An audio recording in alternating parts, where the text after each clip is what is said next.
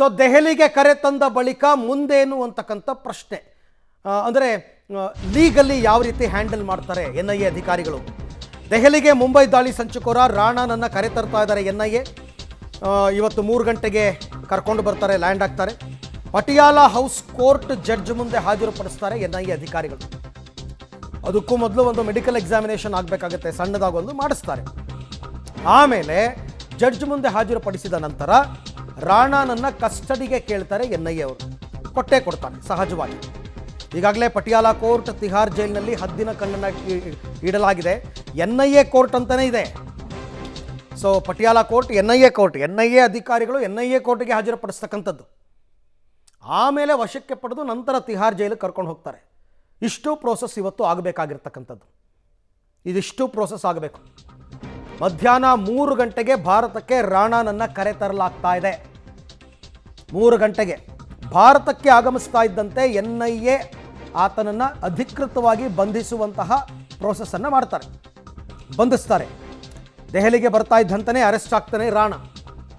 ಈ ಹಿಂದೆ ಎಲ್ಲ ರವಿ ಪೂಜಾರಿ ಎಲ್ಲರನ್ನೂ ಕೂಡ ಗಡಿಪಾರು ಮಾಡಿದಾಗ ಕರ್ಕೊಂಡು ಬಂದಾಗ ಇದೇ ಮೆಥಡ್ಸ್.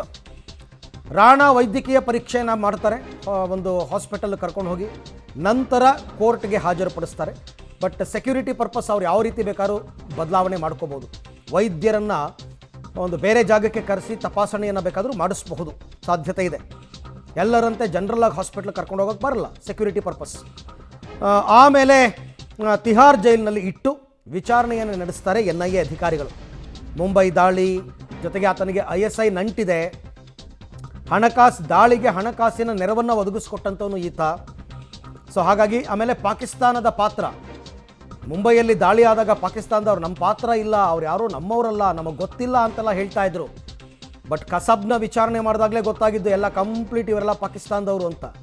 ಆಮೇಲೆ ಈತ ಡಿಕ್ಲೇರ್ ಮಾಡ್ಕೊಂಡಿದ್ದಾನೆ ಅಮೆರಿಕಾ ಕೋರ್ಟಲ್ಲಿ, ತಹವೂರ್ ರಾಣಾ, ನಾನು ಪಾಕಿಸ್ತಾನ ಮೂಲದ ಮುಸ್ಲಿಂ ಅಂತಲೇ ಹೇಳ್ಕೊಂಡಿದ್ದಾನೆ.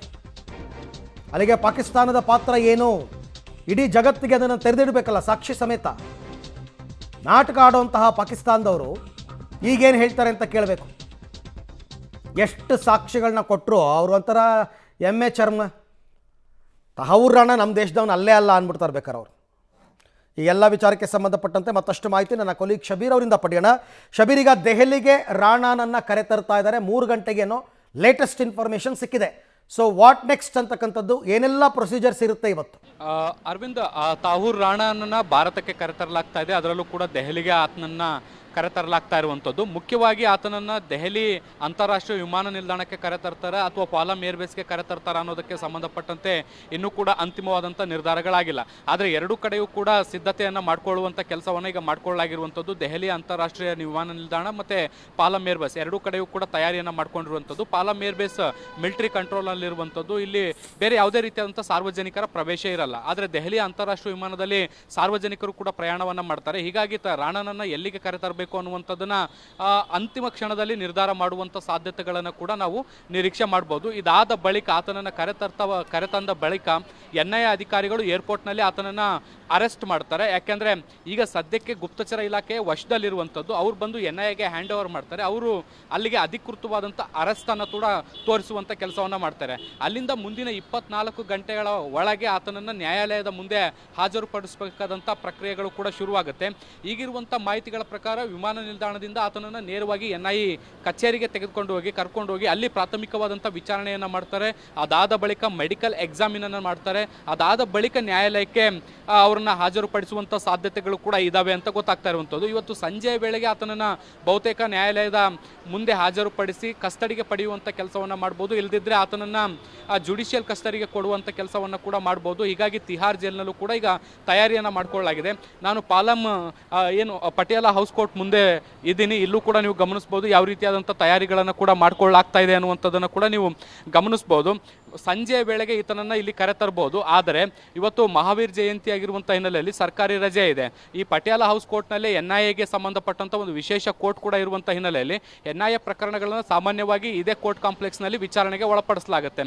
ಸೊ ಆರೋಪಿಗಳನ್ನು. ಸೊ ಹಾಗಾಗಿ ಇಲ್ಲಿಗೆ ಕರೆತರುವಂಥ ತಯಾರಿಗಳು ಕೂಡ ನಡೆದಿದ್ದಾವೆ. ಒಂದು ವೇಳೆ ಅಂತಿಮ ಕ್ಷಣದಲ್ಲಿ ಭದ್ರತೆ ಅಥವಾ ಇತರೆ ವಿಚಾರಗಳಿಗೆ ಸಂಬಂಧಪಟ್ಟಂತೆ ಗಮನಿಸಿ ಆತನ ಆರೋಗ್ಯ ಪರಿಸ್ಥಿತಿಯನ್ನು ಕೂಡ ಗಮನಿಸಿ ಆತನನ್ನು ವರ್ಚುವಲ್ ಆಗಿ ವಿಚಾರಣೆಗೆ ಒಳಪಡಿಸಬೇಕಾ ಅಥವಾ ಸರ್ಕಾರಿ ರಜೆ ಆಗಿರುವಂಥ ಹಿನ್ನೆಲೆಯಲ್ಲಿ ನ್ಯಾಯಾಧೀಶರ ಮನೆಯಲ್ಲಿ ಹಾಜರುಪಡಿಸಬೇಕಾ ಅನ್ನುವಂಥದ್ದನ್ನು ಕೂಡ NIA ಅಧಿಕಾರಿಗಳು ಅಂತಿಮ ಕ್ಷಣದಲ್ಲಿ ತೀರ್ಮಾನ ತೆಗೆದುಕೊಳ್ಳುವಂಥ ಸಾಧ್ಯತೆಗಳಿದ್ದಾವೆ.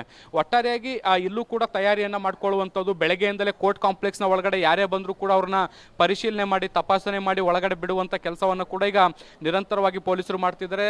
ದೆಹಲಿಯ ಏರ್ಪೋರ್ಟ್ಗಳಲ್ಲೂ ಕೂಡ ಬಿಗಿ ಭದ್ರತೆಯನ್ನು ಒದಗಿಸಲಾಗಿದೆ. ಮತ್ತು ಎಲ್ಲಿ ಸರ್ಕಾರಿ ಆಸ್ಪತ್ರೆ ಇದೆ ಅಂದರೆ ಈತನನ್ನು ಎಲ್ಲಿ ಏನು ಚಿಕಿತ್ಸೆಗೆ ಅಥವಾ ಪ್ರಾಥಮಿಕ ಆರೋಗ್ಯ ತಪಾಸಣೆಗೆ ಒಳಪಡಿಸಬೇಕು ಅಲ್ಲೂ ಕೂಡ ಈಗ ಸಾಕಷ್ಟು ಭದ್ರತೆಯನ್ನು ನಿಯೋಜಿಸುವಂಥ ಕೆಲಸವನ್ನು ಕೂಡ ಹಂತವಾಗಿ ಮಾಡ್ತಾ ಇರುವಂಥದ್ದು.